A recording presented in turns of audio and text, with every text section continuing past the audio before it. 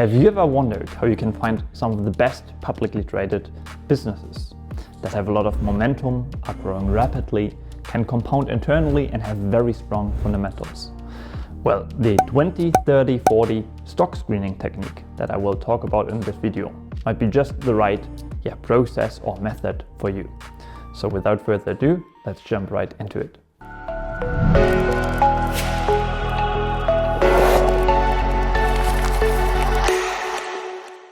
Okay, hey there fellow intelligent investors, my name is René Salman and today I want to talk about a very specific stock screening technique. And maybe if you're not familiar with the term stock screening, a so-called stock screener is basically a search tool that helps you as an investor to simultaneously sift through tens of thousands of stocks and find those stocks that meet certain requirements. And you basically have full control of the requirements or criteria you want the businesses to meet. For example, most stock screening tools will allow you to search and find stocks based on market capitalization, valuation ratios, growth rates, geography, and obviously much more.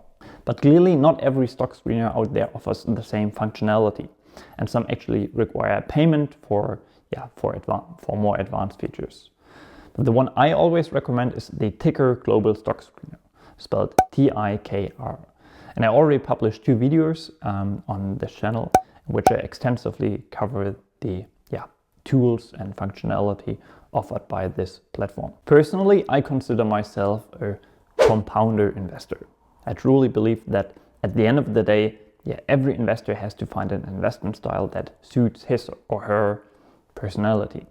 And I just believe that I personally can achieve the best long-term returns by investing in super high quality companies that have plenty of reinvestment opportunities, can grow at above average rates, businesses that can reinvest their money at high returns on capital and that have pricing power.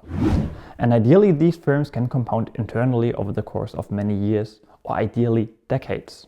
To quote American investor Jack Acri here, the rate of return on an investment doesn't need to be extraordinary for extraordinary results to occur. What is crucial is having the ability to sustain an investment program uninterrupted over a long period of time. Striving for sustained, uninterrupted compounding over long periods of time is smart investing, and that's precisely our goal. So how do we find companies that can compound internally at above average rates and ideally for a sustained period of time? Well, let's head to the Ticker Stock Screener and I will show you how the 20, 30, 40 screen can help you narrow down the universe of stocks to a manageable list of extraordinary businesses. And in fact, we will narrow down the database of Ticker, which consists of 60,000 stocks, to just 5 stocks. So let's build this screener from scratch. The 30 in our 20, 30, 40 rule stands for 30% revenue growth. And you have 2 options here. You can either go for 30% year-over-year growth, or if you want to use an even stricter requirement, you'll go for 30% compounded revenue growth over a multi-year period. And if you're looking for true compounding machines, I would suggest that you look for companies that can sustain high revenue growth for multiple years. So what I will do here is I will choose CAGR. I then consider the period between 2016 and 2020. And as I just said, look for companies with compounded revenue growth north of 30%. And this narrows the universe of stocks covered by the Ticker database down to roughly 6% or around 4,000 companies. All right, next up, let's focus on the 40. The 40 represents 40% operating margin. Now, some of you might wonder what operating margin stands for.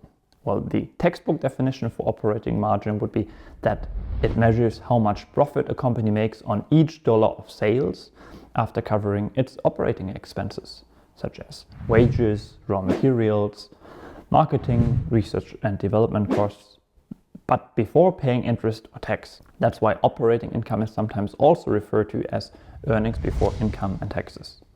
Put differently, to calculate the operating margin, you have to divide operating income by sales or revenues. And to illustrate this with a real-world example, let's head to a real company's income statement. So let's just head to Adobe's most recent annual report, which they filed in January this year. And what you can see here is that Adobe, which has millions of users worldwide, generated revenues of $12.8 billion and reported operating profit of $4.2 billion. Now, if we consider what you've just learned, to calculate Adobe's 2020 fiscal year operating margin, we will divide 4.2 by 12.8, which gets us a 33% operating margin. Now, if you ask me, Adobe is one of the best businesses in the world with incredibly sticky products and services, and this is reflected by this very, very high operating margin. But it also shows how high the bar is that we are setting with our 20-30-40 screener, because Adobe does not pass our screening test here. So let's add this filter to our screener. For this, we will go to ratios, select the EBIT margin filter. So as we said, that's earnings before interest and taxes. We'll choose last 12 months, 40%, and there you go. And this brings the list down to 468 stocks, or 0.7%. And then finally, the third parameter that's part of our 20-30-40 screen is the 20. And here I would like to quote Jack Acre once again. He stated that investors should, quote, think hard about the ingredients required for a business to compound in value over the course of many years.